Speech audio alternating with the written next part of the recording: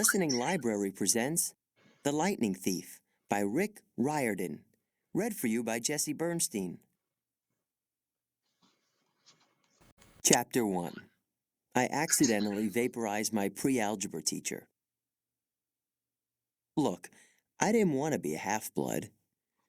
If you're reading this because you think you might be one, my advice is close this book right now. Believe whatever lie your mom or dad told you about your birth and try to lead a normal life. Being a half-blood is dangerous. It's scary. Most of the time, it gets you killed in painful, nasty ways. If you're a normal kid, reading this because you think it's fiction, great, read on. I envy you for being able to believe that none of this ever happened. But if you recognize yourself in these pages, if you feel something stirring inside, stop reading immediately.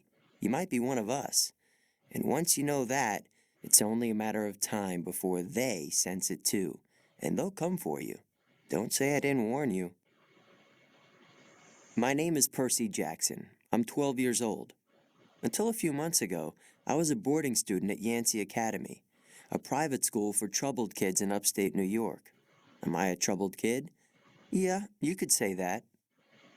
I could start at any point in my short, miserable life to prove it, but things really started going bad last May when our 6th grade class took a field trip to Manhattan. 28 mental case kids and 2 teachers on a yellow school bus heading to the Metropolitan Museum of Art to look at ancient Greek and Roman stuff. I know, it sounds like torture. Most Yancey field trips were. But Mr. Brunner, our Latin teacher, was leading this trip, so I had hopes. Mr. Brunner was this middle-aged guy in a motorized wheelchair. He had thinning hair and a scruffy beard and a frayed tweed jacket, which always smelled like coffee. You wouldn't think he'd be cool, but he told stories and jokes and let us play games in class. He also had this awesome collection of Roman armor and weapons, so he was the only teacher whose class didn't put me to sleep. I hoped the trip would be okay. At least, I hoped that for once I wouldn't get in trouble. Boy, was I wrong. See, bad things happen to me on field trips. Like at my 5th grade school, when we went to the Saratoga battlefield, I had this accident with a Revolutionary War cannon. I wasn't aiming for the school bus, but of course I got expelled anyway. And before that, at my 4th grade school, when we took a behind-the-scenes tour of the Marine World Shark Pool, I sort of hit the wrong lever on the catwalk and our class took an unplanned swim. And the time before that, well, you get the idea. This trip, I was determined to be good. All the way into the city, I put up with Nancy Bobofit, the freckly, red-headed kleptomaniac girl hitting my best friend Grover in the back of the head with chunks of peanut butter and ketchup sandwich. Grover was an easy target. He was scrawny. He cried when he got frustrated. He must have been held back several grades because he was the only 6th grader with acne and the start of a wispy beard on his chin. On top of all that, he was crippled. He had a note excusing him from PE for the rest of his life because he had some kind of muscular disease in his legs. He walked funny, like every step hurt him, but don't let that fool you. You should have seen him run when it was enchilada day in the cafeteria. Anyway, Nancy Bobofit was throwing wads of sandwich that stuck in his curly brown hair, and she knew I couldn't do anything back to her because I was already on probation. The headmaster had threatened me with death by in-school suspension if anything bad, embarrassing, or even mildly entertaining happened on this trip. "I'm gonna kill her," I mumbled. Grover tried to calm me down. "It's okay. I like peanut butter." He dodged another piece of Nancy's lunch. That's it. I started to get up, but Grover pulled me back to my seat. "You're already on probation," he reminded me. "You know who will get blamed if anything happens." Looking back on it, I wish I'd decked Nancy Bobofit right then and there. In-school suspension would have been nothing compared to the mess I was about to get myself into. Mr. Brunner led the museum tour. He rode up front in his wheelchair, guiding us through the big, echoey galleries, past marble statues and glass cases full of really old black and orange pottery. It blew my mind that this stuff had survived for 2,000, 3,000 years.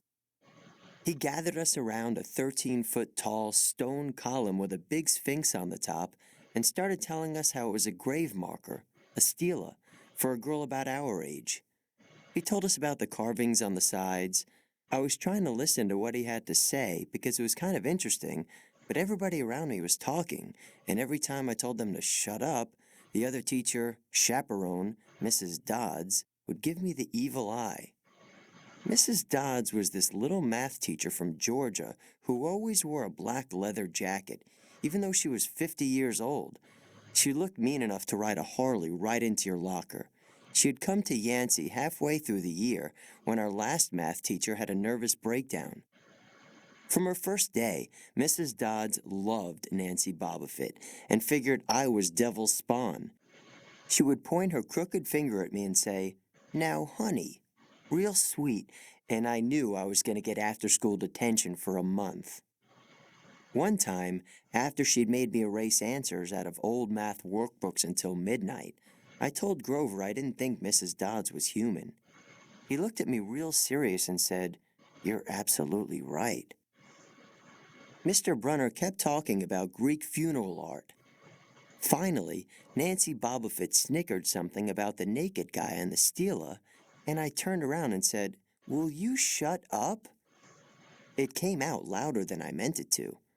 The whole group laughed. Mr. Brunner stopped the story. "Mr. Jackson," he said, "did you have a comment?" My face was totally red. I said, "No, sir." Mr. Brunner pointed to one of the pictures on the stela.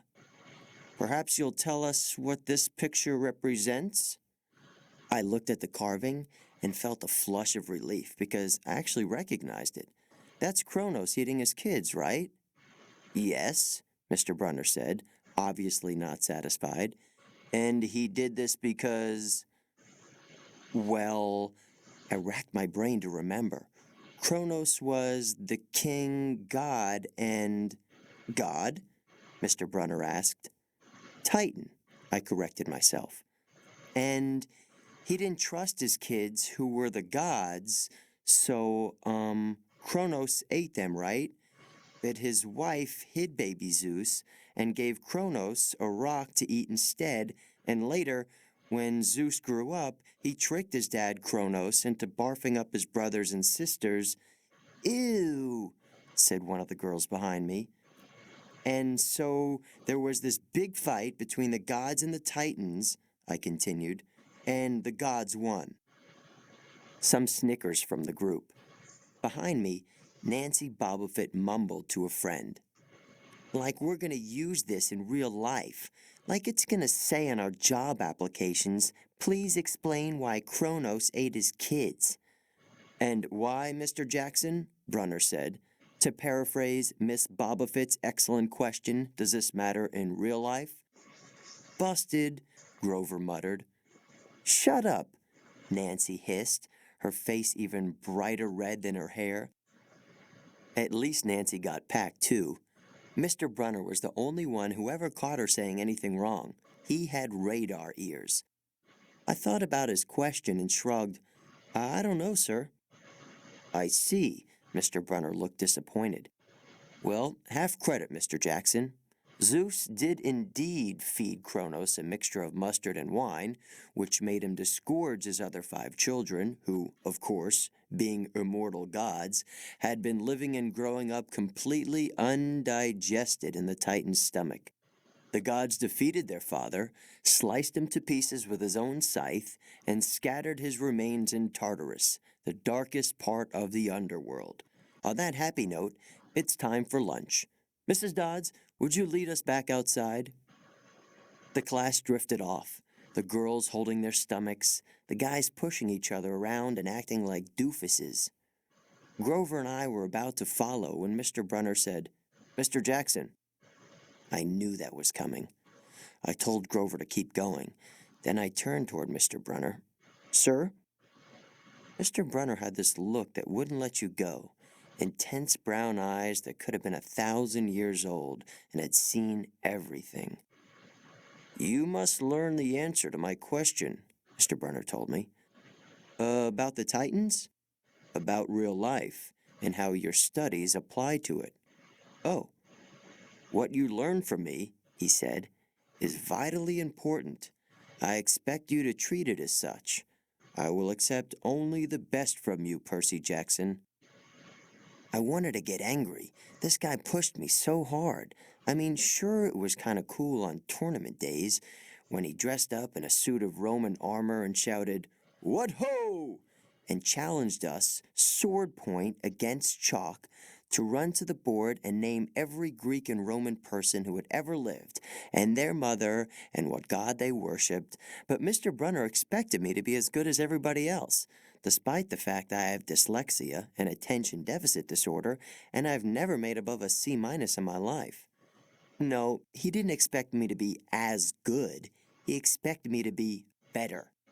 And I just couldn't learn all those names and facts, much less spell them correctly. I mumbled something about trying harder, while Mr. Brunner took one long, sad look at the Stela, like he'd been at this girl's funeral. He told me to go outside and eat my lunch.